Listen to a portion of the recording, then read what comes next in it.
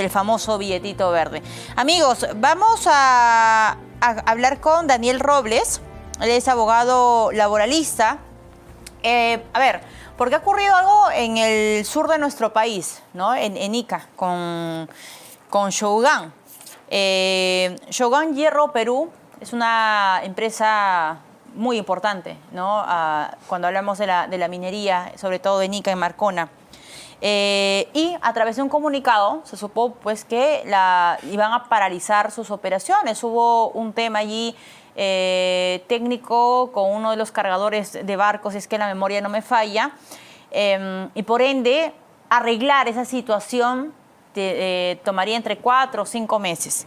Y en ese contexto, pues, la empresa emite un comunicado para sus trabajadores y también para la opinión pública. Es algo que incluso lo conversábamos en RPP, también recogiendo la postura de los sindicatos, ¿no? ¿Por qué? Porque Shougang lo que ha decidido es aplicar la famosa suspensión perfecta a los trabajadores y el grupo de sindicatos dice: no, ¿pero por qué? Si el error no fue de los trabajadores, es una falta de mantenimiento. Bueno, hay dos posturas que claramente nosotros como medio hemos recogido y hemos compartido con ustedes, pero sí es importante hablar con los especialistas, en este caso un abogado laboralista, para que nos cuente un poco sobre qué es una suspensión perfecta, en qué casos se aplica, cuáles son, digamos, la naturaleza que rige esto. Daniel Robles Ibaceta está con nosotros. Daniel, buenas tardes, bienvenido. ¿Qué tal? ¿Cómo estás? Buenas tardes. Daniel, a ver, coméntanos a propósito de lo que ocurre con Shougang, ¿qué es una suspensión perfecta? De repente algunas personas se habrán acordado, la pandemia, las empresas también aplicaban la suspensión perfecta. ¿Qué era el concepto? ¿Por dónde va el concepto? Bueno, es un concepto de doctrina laboral, ¿no? Que básicamente tú sabes que cuando una persona trabaja pone su fuerza de trabajo a disposición de un empleador y el empleador le paga. Eso es básicamente un vínculo laboral en donde se producen estos dos esfuerzos, ¿no es cierto? Estas dos obligaciones. Cuando se suspende una de ellas, en este caso me pagan por trabajar, ¿no es cierto? O me dejan, perdón, de pagar por trabajar o viceversa, ¿no es cierto? Se produce una suspensión. Se llama imperfecta porque sería perfecta en la medida en que ambas se suspendan a la vez, ¿no? Dejo de trabajar, dejas de pagarme, eso es una suspensión perfecta. Será imperfecta en la medida por ejemplo, vamos a hablar de una licencia por embarazo, maternidad, cualquier tipo de licencia, educación, estudios, etc. En todas ellas, eventualmente el empleador me deja dejar de laborar, pero me sigue pagando. Mi vínculo laboral se sostiene. Como bien lo señalaste, esto se utilizó en la época de la pandemia, básicamente porque el Estado quería, de alguna manera, no dejar a gente fuera de sus centros de trabajo, que no se extingan los vínculos laborales y por el contrario, ¿no? Que se mantenga el vínculo aun cuando no haya pago y trabajo. Ojo, entonces la diferencia es que no es igual que un despido. No. De hecho, se mantiene el vínculo laboral, por ende el récord laboral, la liquidación a futuro, etcétera, no ha concluido la relación entre un empleador y un trabajador, pero sí se suspenden las obligaciones de las partes. Esto es la obligación de pagarle el sueldo y la obligación de trabajar, ¿no es cierto? Temporalmente, esto es importante decirlo. ¿Se establece como máximo cuánto tiempo o mínimo cuánto tiempo? Bueno, para el caso concreto que estábamos conversando hace un momento, hay un artículo, que es el artículo 15 del Decreto Supremo 0397-TR, que establece este derecho automático que tiene un empleador frente a situaciones de caso fortuito o fuerza mayor para solicitar justamente de manera automática la suspensión perfecta hasta un total de 90 días, ¿no? Ahora, ¿es automático el derecho? Y acá viene la discusión un poco de lo que tú venías comentando, ¿no? Sí, lo es, pero sujeto a una revisión ex post, de tal forma que el Ministerio de Trabajo tiene una obligación, tiene una carga de hacer una revisión luego para ver si la causal que invocó, o sea, caso fortuito, fuerza mayor, es real. Porque comprenderás que cualquier empresa podría eventualmente burlar derechos laborales de trabajadores bajo estas modalidades. Qué interesante esto, Daniel. Es decir, yo como empresa puedo sacar un comunicado diciendo voy a aplicar suspensión perfecta para mis trabajadores por un tiempo tal. Es más, voy a usar las vacaciones y luego aplico. ¿Esto es correcto? O sea, porque ahí pues, de repente el trabajador dice, pero yo no me quiero ir de vacaciones. No, de acuerdo. De hecho, este artículo me da un derecho automático. Entonces, sí, existe un derecho del empleador de, frente a una situación de caso fortuito o fuerza mayor, acudir esta posibilidad de suspensión perfecta. Excelente. Además, agrega el artículo la obligación del empleador de dotar de todas las facilidades al trabajador, como por ejemplo el tema de la utilización de vacaciones, capacitaciones, etc. Ok, ese es el artículo, ese es el derecho. Pero ese derecho tiene un límite, que es la autoridad que tiene el Ministerio de Trabajo de poder fiscalizar pasado el plazo, ¿no es cierto?, de que efectivamente estemos ante una situación de estas. Okay. Caso contrario, y acá viene lo importante, y por eso yo entiendo que una empresa que acude a este derecho tiene que evaluar si realmente tiene los fundamentos para poder sacarlo adelante. Es decir, que realmente estén seguros que estamos frente a una situación de caso fortuito. ¿Qué es caso fortuito? A veces se utiliza de manera indistinta caso fortuito, fuerza mayor. Fuerza mayor, para decirlo en fácil, es una intervención de la naturaleza. Me cayó un rayo, un terremoto. Una pandemia. Una cosa de este tipo, ¿no es cierto? De fuerzas de la naturaleza. Okay, okay. Y el caso fortuito es la intervención que tiene que ver con la actividad del hombre, del ser humano.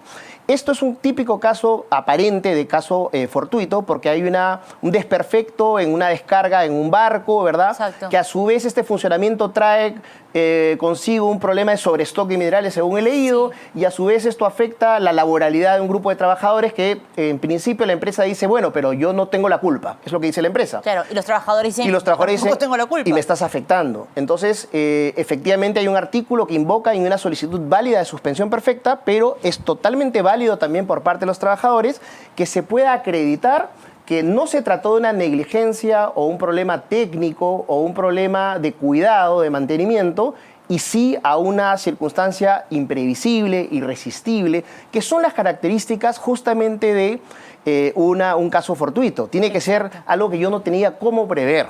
Perfecto. Ahora, con esta explicación y estos escenarios que nos planteas, Daniel, ya salió el comunicado, ya tenemos la postura del sindicato. ¿Quién tiene que entrar a tallar en el escenario? ¿El Ministerio de Trabajo, SUNAFIL, el gobierno regional de Ica? Bien, es una excelente pregunta. El Ministerio de Trabajo es el competente. Okay. Es el que debe resolver, otorgar la suspensión, ¿no es cierto? O si apelan frente a esta entidad, poder revocar esta decisión. O por una revisión que haga de la situación, lo que conversamos hace un rato, de repente determina que no es una situación de caso fortuito, sino que era un problema de mantenimiento, estamos especulando, ¿no es cierto? Y en ese caso va a restituir el derecho a los trabajadores. Esa es la competencia que tiene el Ministerio de Trabajo como autoridad. Ahora, SUNAFIL es una entidad que se encarga de fiscalizar. Es decir, si el ministerio me restituye estos derechos como trabajador y eventualmente no estoy frente a una situación de caso fortuito, estoy especulando, SUNAFIL podrá hacer valer mis derechos, que me paguen mis remuneraciones, las vacaciones no gozadas, en fin. O sea, SUNAFIL tiene de todas maneras una lupa o una intervención posible de fiscalizar que se cumplan los derechos que correspondan. Hoy no sabemos si corresponden o no, porque si estamos frente a una situación de caso fortuito real, pues corresponde perfectamente la suspensión perfecta. Si se prueba que no era una situación de caso fortuito, sí estaremos ante derechos laborales que se tienen que restituir. Me parece bien, y lo leí por ahí también, que los trabajadores, el sindicato en este caso, haya solicitado cierta información técnica y cierto apoyo técnico, porque la idea es llegar justamente a la verdad, ¿no es cierto? Llegar a la información que me permita decir si estoy o no frente a este supuesto. ¿Cuánto tiempo podría tomar para conocer si realmente lo que ha ocurrido va, digamos, en la misma línea de la premisa de la empresa? Sí, bueno, correcto, hay plazos, ¿no? Hay el plazo de 6 días para que el ministerio se pronuncie, pero una vez que se pronuncia, la contraparte podría apelar en un plazo también de 3 días. Yeah. Después de apelar tendríamos 5 días por delante para que resuelva. Para mi gusto son plazos cortos, pero entiendo, sobre todo para temas técnicos, ¿no? Nosotros, de hecho, estamos hablando ahorita de ciertas maquinarias de barcos que ni conocemos, ¿no es cierto? Claro. Entonces, yo me imagino que hay un tema técnico que excede a las competencias del Ministerio de Trabajo, por lo cual me parece válido que hayan invocado, en este caso el Sindicato de Trabajadores, a Osindermin. He visto que dentro de sus pedidos, digamos, que es un pedido de pericia técnico, la intervención de Osindermin me va a permitir determinar si este tipo de artefactos o aparatos del barco efectivamente pasaron por una negligencia o falta de cuidado del empleador o un uso excesivo, lo que corresponda técnicamente determinar, ¿no? Claro. O no.